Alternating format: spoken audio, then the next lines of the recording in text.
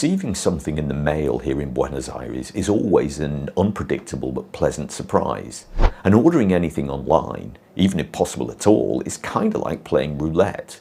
And the odds seem to be getting worse and worse all the time. Welcome to A Bloke in Buenos Aires with news and views in English from the capital of Argentina. Don't forget to like, subscribe and leave a comment. Last Christmas, a friend in the UK sent me a card. It arrived in late February, but at least it arrived, so I guess that was something. My mother loves to send Christmas and birthday presents, even something small and inexpensive. It's the thought that counts, she says. I keep asking her not to, but she insists. Last year it was a magazine in an A4 envelope, which she put in the post in early December. The small package arrived back at my parents' house in the UK in mid-June. There was a stamp to say that it had arrived in Argentina, but that was as close as it got to me. More official items seem to fare a little better. My bank sends me statements, possibly monthly, but it's hard to be sure, and they generally get here about a month late, but they do usually get here. Last November, my debit cards were due to expire.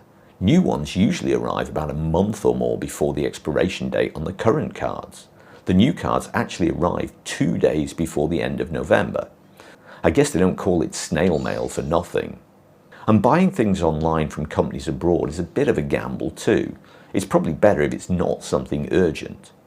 I recently ordered a small item from a company in the UK. Interestingly, they put a tracking code on the package. It took 11 days to get to Buenos Aires and then another 54 days to get from the customs office to my house. And I had to pay an additional $5 handling charge. If the item had been worth more than $50, there would have been taxes to pay too. But it wasn't always like this. I have a fading memory of when receiving post in Buenos Aires was easy, efficient and reasonably quick.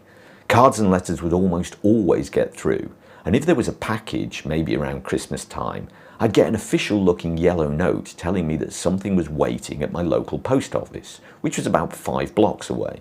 This might involve standing in a queue for an hour, and the package was sometimes a little battered, but it did arrive and it wasn't complicated to receive. Then something changed. Now the yellow note tells me that the package is waiting at the customs office down in the port. Picking something up there basically involves a whole day of waiting in lines. First to get into the building, then a queue to pay a handling fee, then another queue to actually pick up the package, which some guy has to open in front of me to check that it isn't some kind of contraband.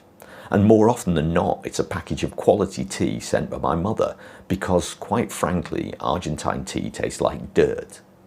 I've figured out that white envelopes have a lot more chance of getting to my house eventually than packages wrapped in brown paper, which no matter how small, are almost certain to get held up in customs. And then there's Amazon. Amazon is incredibly useful and convenient. When you're living on the other side of the world and want to send a present to a friend or relative, buying on Amazon makes it really easy, except of course, in Argentina.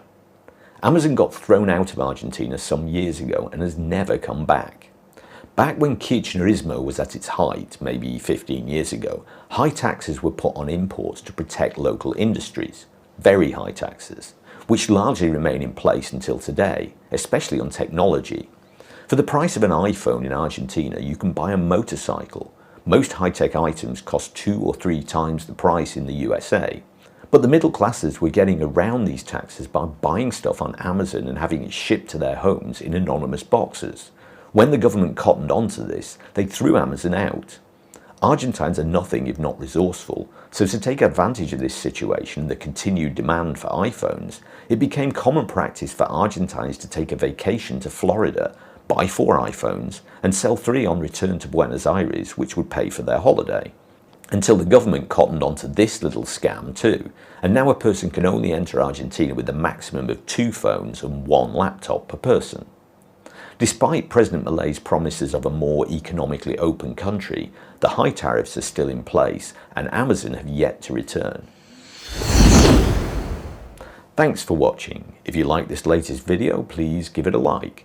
And if you're not already subscribed but want to see more content like this, just click on the button. If you want to support the channel, you can buy me a coffee in the link below. And until next time, que tengas un buen día.